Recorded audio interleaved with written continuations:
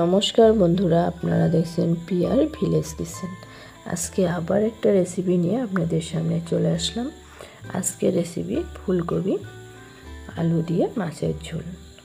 তাই আমি ফুলকপিগুলোকে এইভাবে কেটে নিয়েছি, আর 3টে আলু আমি বড় সাইজের আলু সিদ্ধ করে নিয়েছি।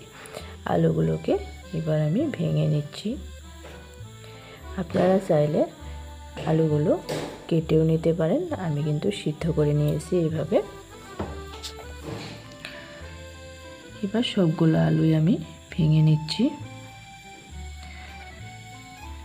সকল বন্ধুদেরকে অনুরোধ জানাচ্ছি ভিডিওটা স্কিপ না করে পুরো ভিডিওটা দেখার জন্য।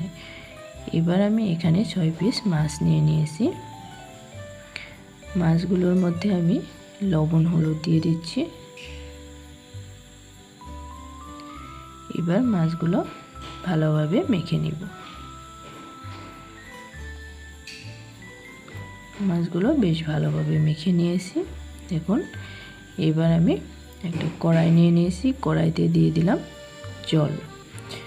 জলটা দিয়ে সামান্য একটু লবণ দিয়ে দিব জলের মধ্যে। এই লবণ জলে আমি সিদ্ধ করে নিব ফুলকপিগুলোকে। কোনো সময় ফুলকপিতে পোকা থেকে যায়, তাই লবণ জলে সিদ্ধ করে নিলে কিন্তু সেটা মরে যাবে।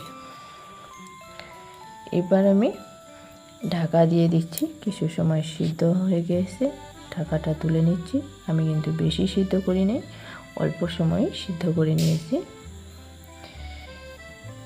এবার আমি ফুলকপিগুলো একটা সান্টার সাহায্যে তুলে নিচ্ছি পাত্রে।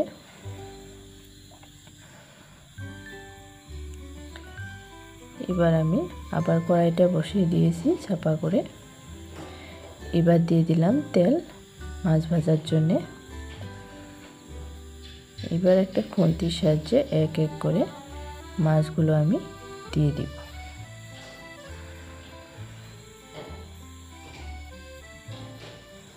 সবগুলো মাছ আমি দিয়ে দিলাম।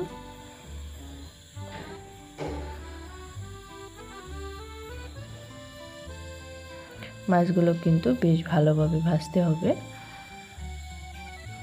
দেখুন, উল্টে পাল্টে মাছগুলোকে আমি বেশ ভালোভাবে ভেজে নিয়েছি। এবার মাছগুলো তুলে নিচ্ছি। সবগুলো মাছই আমি একটা সান্তার সাহায্যে তুলে নিলাম।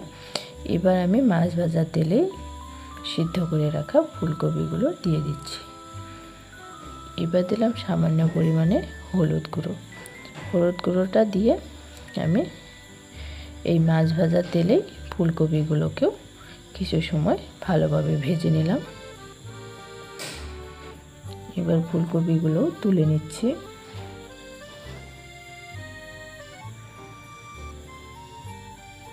এবার দিব আমি ফোড়নের জন্য তেল। এবার আমি দিয়ে দিলাম গোটা জিরে ফোড়নে। গোটা জিরেটা কিছু সময় ভেজে নিলাম। ভেজে নিয়ে দিয়ে দিব একটা টমেটো, 4 টুকরো করে কেটে নিয়েছি টমেটোটা।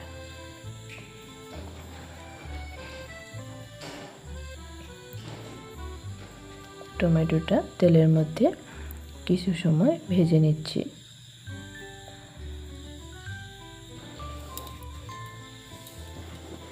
টমেটোর থাকা কাঁচা গন্ধটা চলে যাবে। এবার আমি এর মধ্যে দিয়ে দিলাম বেটে রাখা জিরে আর শুকনো লঙ্কা বাটা। এর মধ্যে কিন্তু আমি আর কোনো মশলা দিই নেই। এবার তেলের মধ্যে মশলাটাকে কষিয়ে নিব কিছু সময়, যাতে মশলার থাকা কাঁচা গন্ধটা চলে যায়। এবার আমি সিদ্ধ করে রাখা আলুগুলো দিয়ে দিলাম। আলুগুলোকে বেশ কিছু সময় ভেজে নিব। এবার আলুর মধ্যে দিয়ে দিব পরিমাণ মতো লবণ আর হলুদ। ফুলকপিতে আগের থেকে লবণ আছে, সেদিকে খেয়াল রাখতে হবে।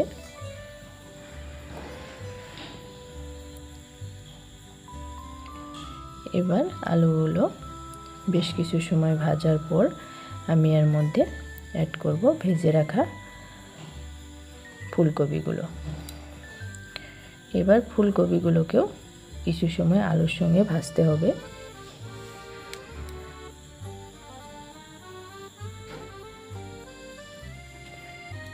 ফুলকপি আলু বেশ ভালোভাবে মিশিয়ে কিছু সময় ভেজে নিলাম। ভেজে নেওয়ার পরের মধ্যে দিয়ে দিলাম বাটিতে লেগে থাকা মশলা ধোয়া জল। জলটা দিয়ে লাড়াচাড়া করে আমি ফুলকপির সঙ্গে আলুর সঙ্গে মিশিয়ে নিলাম। এবার দিব আমি এর মধ্যে গরম জল। জলটা আমি দিয়ে দিলাম। জলটা দিয়ে মিশিয়ে নিব। এবার আমি কিছু সময়ের জন্য ফুটতে দিব ঝোলটা। আজকে আমার ভিডিও যারা নতুন দেখছেন, নতুন বন্ধুদেরকে বলছি, আমার ভিডিওটা দেখে যদি ভালো লেগে যায় অবশ্যই লাইক, কমেন্ট, শেয়ার করবেন, সাথে চ্যানেলটাকেও সাবস্ক্রাইব করতে ভুলবেন না। এবার দেখুন আমার ঝোলগুলো কিন্তু বেশ ভালোভাবে ফুটে এসেছে। এবার আমি এর মধ্যে দিয়ে দিব ভেজে রাখা মাছ।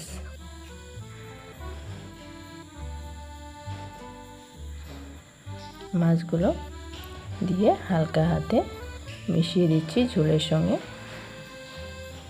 এবার কিছু সময়ের জন্য ঢাকা দিতে হবে।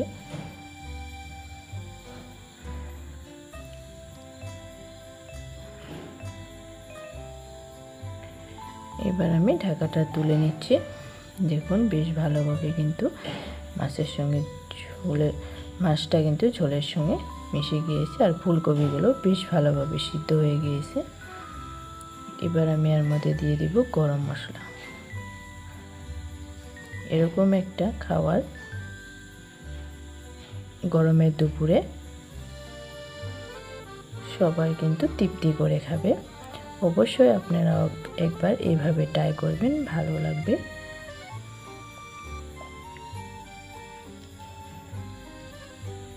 এবার দিয়ে দিলাম আমি কাঁচা লঙ্কা। এবার কিন্তু আমার রেসিপিটা প্রায় রেডি। এই রেসিপি গরম ভাতের সঙ্গে দারুণ লাগে।